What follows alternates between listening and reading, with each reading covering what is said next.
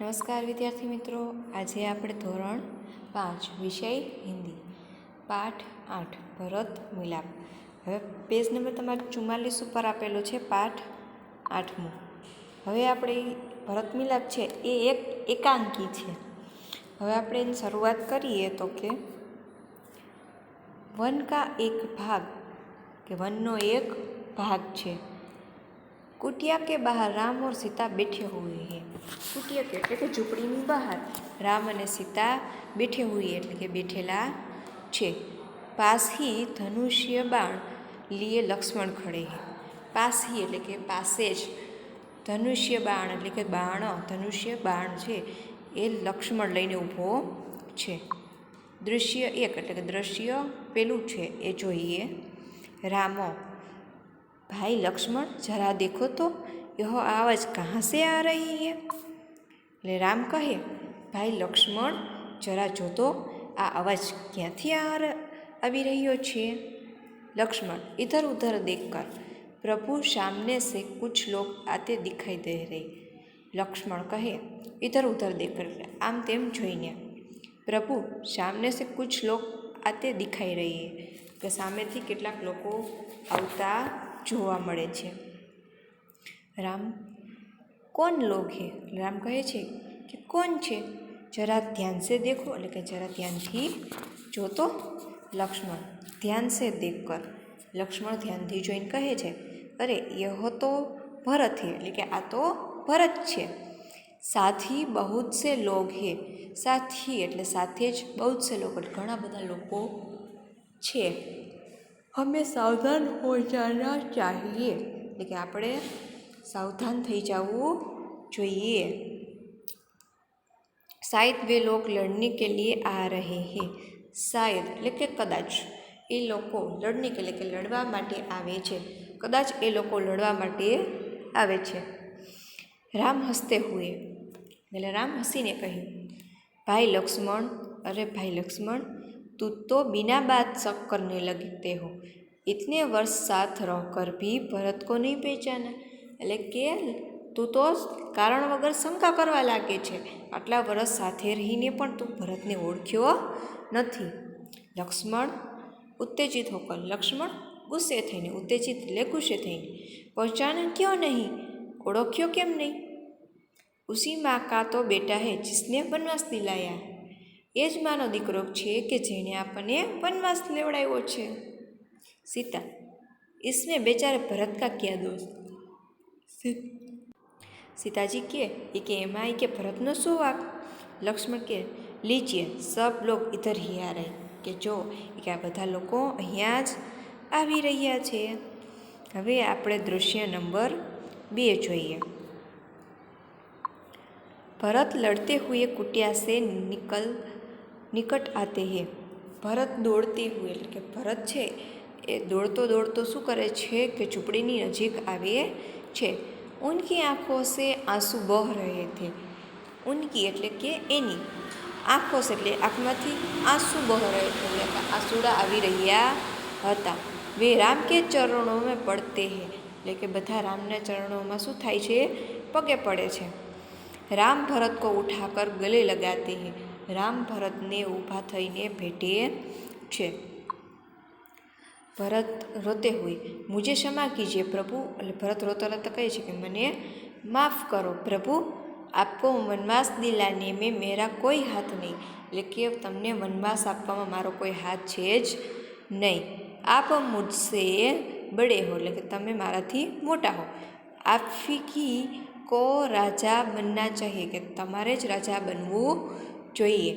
મેં આપકો લેને આયા હું એટલે કે હું તમને લેવા આવ્યો છું. આપ સબ અયોધ્યા ચલિए કે તમે બધા અયોધ્યા ચાલો. इन नगरवासियों को भी यही ઈચ્છા है કે બધા નગરવાસીઓ એટલે કે નગરમાં લેતા બધા લોકો છે એની પણ એ જ ઈચ્છા છે કે તમે અયોધ્યા પાછા ચાલો. નિરાશ ન કીજીએ પ્રભુ એટલે કે નિરાશ કરતા નહીં અને ચાલો. રામ, ભાઈ ભરત, મેં तुम्हारा પ્રેમ દેખકર પ્રસન્ન હું એટલે રામ કહે એના ભાઈને ભેટીને કે હું તમારા પ્રેમનો પ્રસન્ન છું, એટલે કે તમારા પ્રેમ જોઈને હું પ્રસન્ન છું, ખુશ છું। किंतु એટલે કે परंतु मैं माता पिता को आज्ञा का पालन करने हेतु वन में आया हूँ। એટલે કે હું માતા પિતાનું પાલન કરવા માટે જ હું વનમાં આવ્યો છું। વનવાસ પૂરા કરકે ही लौटूंगा, એટલે કે મારો વનવાસ છે એ પૂરો કરીને જ પાછો હું આવીશ। एक नागरिक, नहीं प्रभु आपको हमारा साथ चलना ही होगा, એટલે કે ના પ્રભુ કે તમારે મારી સાથે આવવું જ પડશે। आपके बिना प्रजा दुखी है, કે તમારા વિના મારી પ્રજા છે એ શું છે, દુઃખી है। પ્રજા को सुखी रखना राजा का कर्तव्य है, એટલે કે પ્રજાને સુખી રાખવી રાજાનું કર્તવ્ય છે। ત્યારબાદ આપણે પેજ નંબર 46 ઉપર જોઈએ। राम नगरजनों, इन समय माता पिता की आज्ञा का पालन करना मेरा सबसे बड़ा कर्तव्य है। નગરજનો રામ શું કહે છે કે નગરજનો એ કે અત્યારે આ સમયમાં કે માતા પિતાની આજ્ઞા કરવી એ જ મારું સૌથી મોટું કર્તવ્ય છે।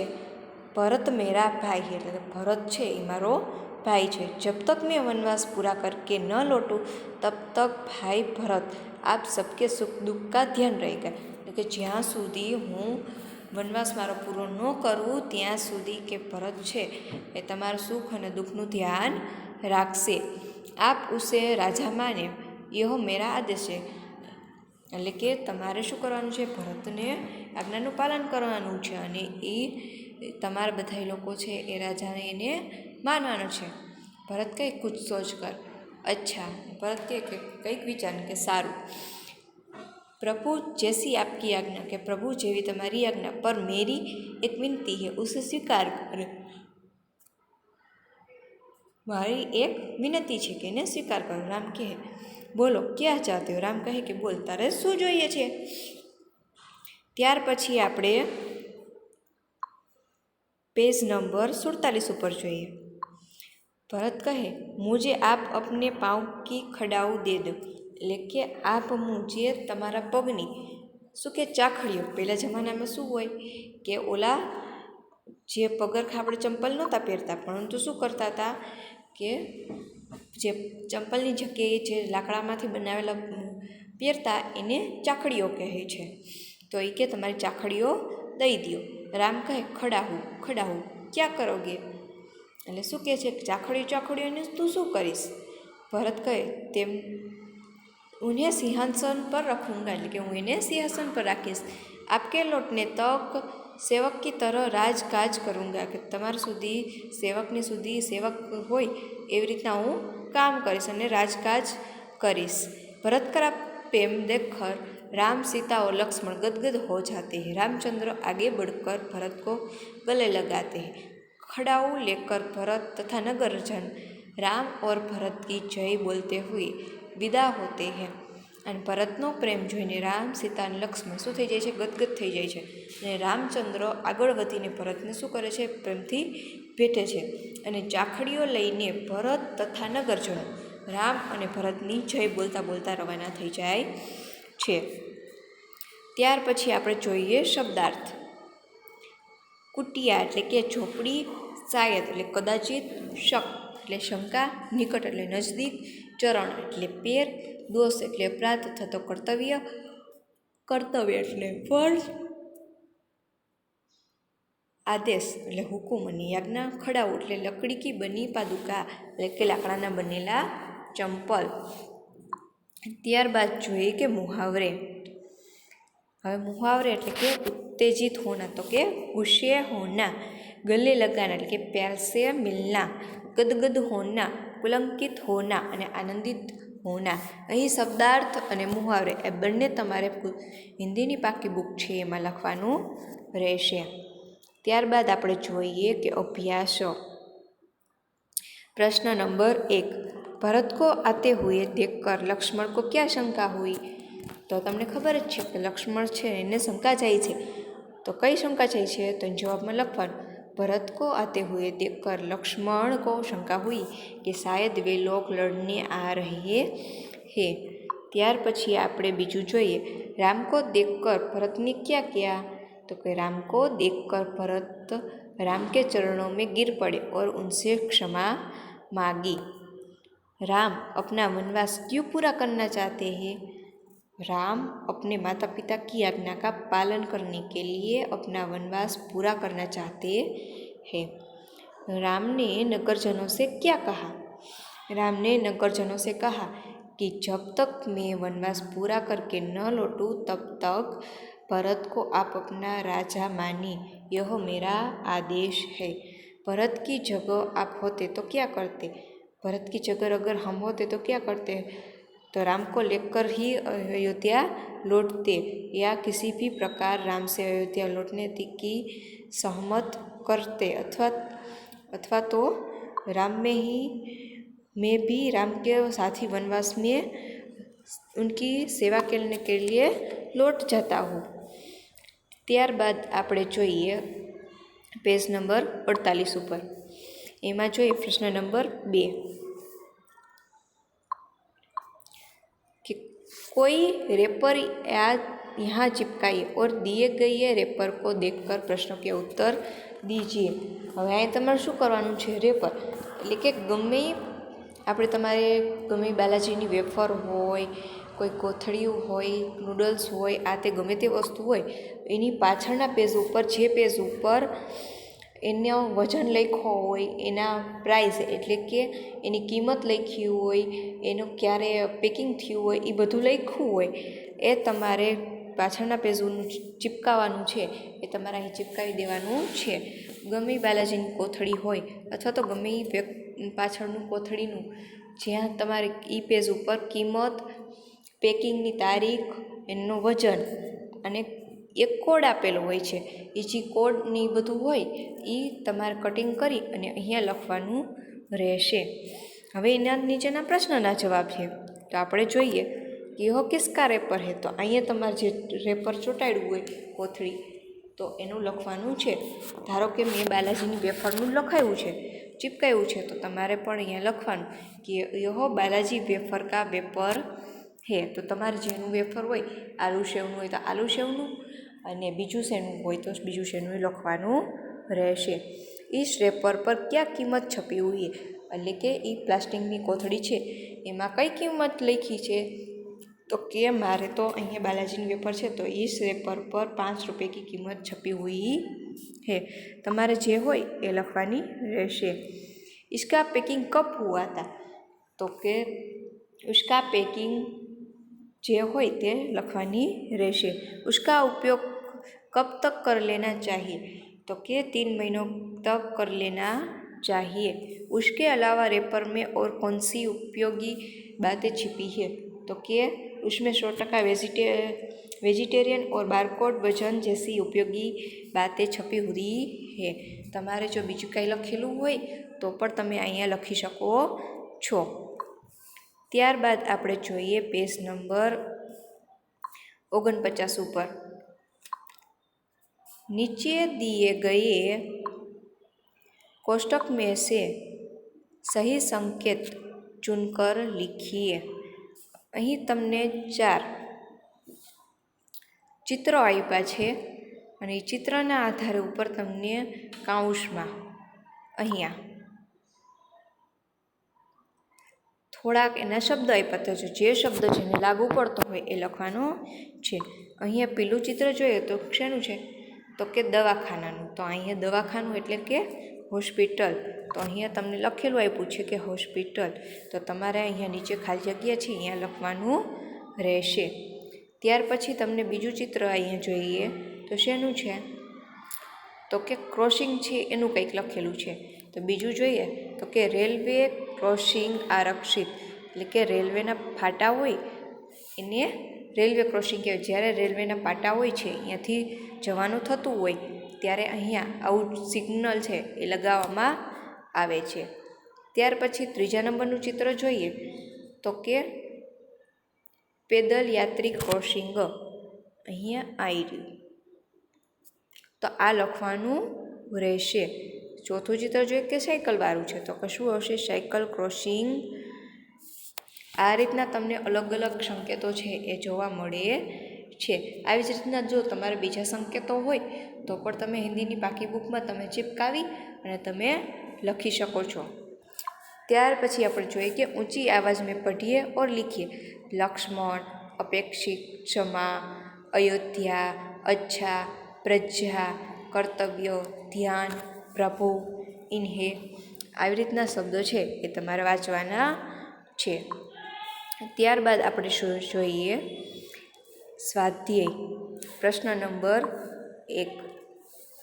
प्रश्नों के उत्तर दीजिए। राम, सीता और लक्ष्मण कहाँ गए थे? राम, सीता और लक्ष्मण वन में गए थे। बीजो प्रश्न જોઈએ। राम ने नगरजनों को क्या समझाए? तो શું આવશે? राम ने नगरजनों को समझाया कि जब तक मैं वनवास पूरा करके न लौटूं तब तक भरत आपके सुख दुख का ध्यान रखेगा, आप उसे राजा मानोगे। ત્રીજો પ્રશ્ન જોઈએ। राम ने भरत को क्या दिया? राम ने भरत को अपने खड़ाऊ दिए।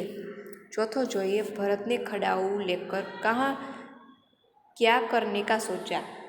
तो राम ने चंपल है એનું શું કરવાનું કીધું? તો કે ભરતને સિંહાસન પર ખડાવું રખकर राजकाज करने का सोचा।